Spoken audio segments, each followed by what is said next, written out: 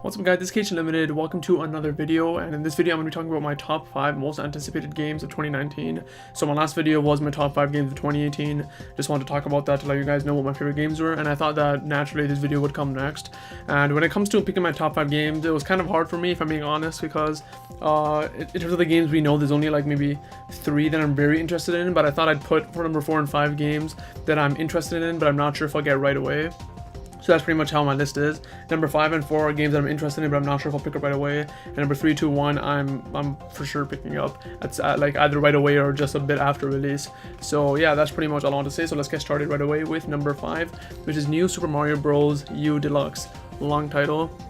Now, if you saw my last video, you'd know that I recently got a Nintendo Switch, which means the library that I could get has expanded by a lot. And I've always been pretty interested in Nintendo titles, first-party Nintendo titles, but I never was able to play them because I never really owned a Nintendo console. This is the first Nintendo console that I own. Other than this, I've only had like some handhelds. I had the Game Boy, my brother has a 3DS, I've had a 2DS, and I had a DS. In terms of consoles, I never had that, so it was pretty exciting that I get to play games like this. Since I never had a Wii U, I was never able to experience New Super Mario Bros. U on it. And from what I've heard, at least, people say it's like a really good 2D platformer. And in this version on the Switch, not only does it come with New Super Mario Bros. U, I think it comes with Luigi U. I think that's a separate game too. So it comes with both. That seems like an awesome package. And honestly, this seems like a really good co-op game. I could play with my brother, or if guests come over, we could just play a few levels with them. And that seems like a really fun game, because right now I have Mario Kart and I have like a few like smaller games. I have Mario Kart, I have Fortnite, I have Hyper Light Drifter, and those games are cool. But the thing is, I want a game that I could play a bit more relaxed. I know New Super Mario Bros. U isn't like the easiest game, but I feel like I'd be more relaxed playing those. Hyper Light Drifter, I feel like is a bit too tense for me sometimes. Mario Kart, I thought was gonna be a relaxing game, but I get too into it when I'm playing, even with single player. When I'm trying to get like a 3-star race on a gold cup, I get too into it, and I want something even more relaxing. So I think this game would do its job, and I think it'd be pretty fun to get. It looks fun. I think it looks cool, and especially because I didn't play the original ones, I think this would be something really cool to get, because a lot of people were saying that this isn't as exciting of a release because it's just an old game. But because I never played any of those coming in a package, I think it'd be a really good pickup for me. So at number 5, I have New Super Mario Bros. U Deluxe. That's a very long title. Number 4, another game that I'm very interested in is Ys 9 Monstrum Nox. Now this one was completely surprising. I actually didn't know this game was even happening until I looked at like the Wikipedia list of 2019 releases. Now, if you don't know what Ys is, Ys is a JRPG series, and it's something that I actually found about pretty recently in the last 2-3 years, I'd say. I was looking for games for my PSP. I like playing games on PSP still, and I found out with the Ys series. I pretty much fell in love. In terms of JRPGs, I never have been interested in JRPG series other than Kingdom Hearts really. And when I found Ys, I became a big fan. I finished about, I think, 3 Ys games. Ys 7 is the first one I played. I played Ys Olthin Fogana, I think that's one, and I played some other one. There's a 4th one I have in my Vita. I started playing it. Honestly, I'm not the biggest fan of it. It just seems a lot more static in terms of environments compared to the other ones. What I love about the Ys games is it's very adventure heavy, where you're going to a new town like constantly, and you gotta like meet new people, see new environments. But the one on the Vita, I can't remember the name right now, it's all based in a forest, and there's different towns you visit in the forest, but the settings are still very similar, where it's not as exciting to me personally. So because of that, I've kind of took a break with it. I don't know if I'm gonna come back anytime soon. And there is an Ys 8 which came, I think it came last year, I'm not sure.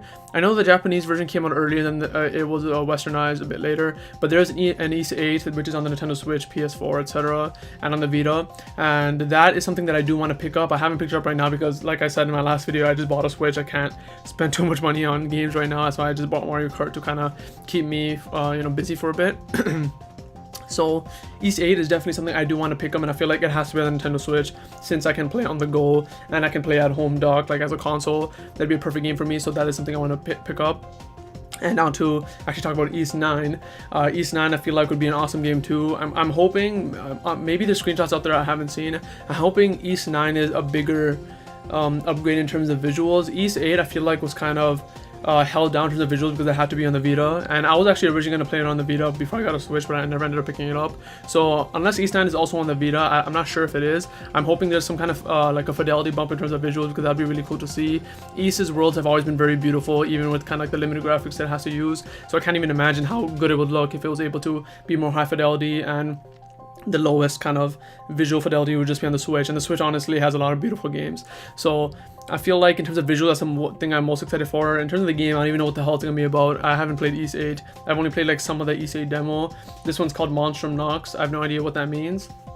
And I don't know, I'm just really excited for it. It's a very mysterious game, and like why the reason I put it at number 4 and not higher is because like I said, East, I'm into it, but I haven't played like the last few games. And before I pick up 9, I feel like I'm gonna pick up 8. Even though the games aren't connected in a way, I feel like I'll pick up 8 first, because at that point it might be a lot cheaper, and I'll play that through first, and maybe after that I'll pick up East 9. But yeah, East 9 is number 4. Number 3 on my list is a game I'm very excited for, and it is Dreams on the PS4. This is a game that I've been excited for pretty much, not on announcement. I feel like they showed it at one of the E3s or at PSX, one of them, like a year or two ago, somewhere around there. That wasn't when it was announced, but that was when I first saw it.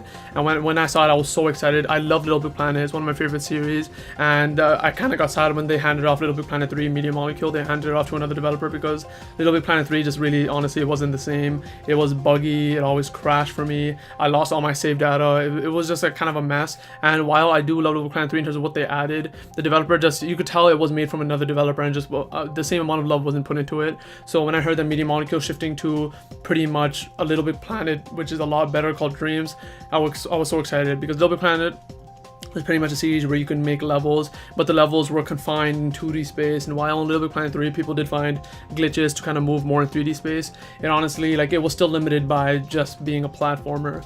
But with the Dreams, you could literally make any game you want, which is it's mind-blowing, because people kind of make fun of Dreams for being less of a game and more of a game engine, and honestly I don't see that as a bad thing. I see that as something very cool, and that's kind of why I'm not going to be picking up Dreams at launch. I feel like it's going to be something much more worth it if you just wait maybe a month or two and then get it. Then you're going to have like a huge library of games you can play. And it just blows my mind that you can already make any game. They've showed like a racer made in it. They've showed a more of a point and click type game. They've shown like an adventure game. They've shown platformers. They've shown anything. And they have a kind of a running joke now on Twitter and in interviews where people just ask, can you make this? Can you make this? And their answer is always yes. It's always yes. It's never a no. And whenever someone says, can you make like a complex game? And they're like, yes, you can, if you're willing to put the time into it and willing to kind of struggle with it, because that's how game development is. So I kind of really love that. Game development is something I always want to do too. I'm in computer science. That's what I'm studying. And game development is kind of like a dream, like an end mark for me, or at least something to try to get into. So picking up Dreams I think would be really cool for me too. So I really can't wait for Dreams, and like it just really excites me what potential there is, because there's a beta going on right now for a limited size of people, and at least from what I've seen on Twitter, people are making really cool things. So I can't wait till it's actually out to the public. So yeah, Dreams is number 3. Number 2 on my list is actually something on the Switch 2, and that is Pokemon Gen 8. Now this is a funny one because I haven't played Pokemon for a long time, and the main reason is while we do have a 3DS, like my brother has a 3DS, I just don't use it because it's his. I just don't feel like using it, and because of that I just haven't picked up a recent Pokemon game for a long time. My favorite Pokemon game I think was, what was it, Soul Silver, which is on the DS.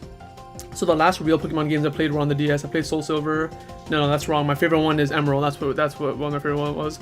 I played most of Soul Silver. I don't think I finished it. I played Emerald. Leaf Green was my first one, and I might have played a bit of Pearl and things like that. But my favorite ones were the ones where it was more 2D. But then when they went more of a 3D, like I just kind of fell off of it, and I just didn't play it because like I didn't really own my own 3DS, and just didn't feel like playing it at the time. But now that I have a Switch, I kind of really want a Pokemon game again. I just can't wait. I know Let's Go Pikachu and Eevee are out, and I'm actually really interested in them. I'm not like how like a lot of people are kind of down on it because it has Pokemon Go mechanics. That doesn't really bother me at all. I love Pokemon Go. I play it here once in a while, but I'm just not picking it up right now because I'm just tight on money right now. And so I'm like, why not just wait till Gen 8 comes out next year? I feel like that'd be kind of smarter for me to do. So I'm really excited for Pokemon Gen 8. The reason it's so high up on my list is because it's just like a pure excitement, almost like a nostalgia base, because I played Pokemon a lot when I was younger, and I just want to see if that I could kind of get the same feeling again from playing Pokemon Gen 8. I'm not sure what it's going to be about, whether it's going to be crazy or not, because it's going to be a new generation. We don't know what it's going to be, and I'm kind of excited to kind of get back into Pokemon, and hopefully like maybe in the community a bit more too, and just seeing how Pokemon are, because like once you step out of Gen 2 and 3, I just don't know what Pokemon names are now. Maybe not Gen 2, 3, maybe around 4, because now when I see most Pokemon I'm like, I don't know what the hell they're called, where before then I could just like pretty much name a lot of them. They're just like in memory.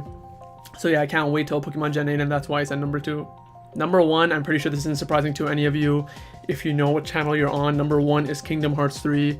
I am so excited for this game. Holy shit, it's so close. It's insane how close it is. Less than a month left for Kingdom Hearts 3.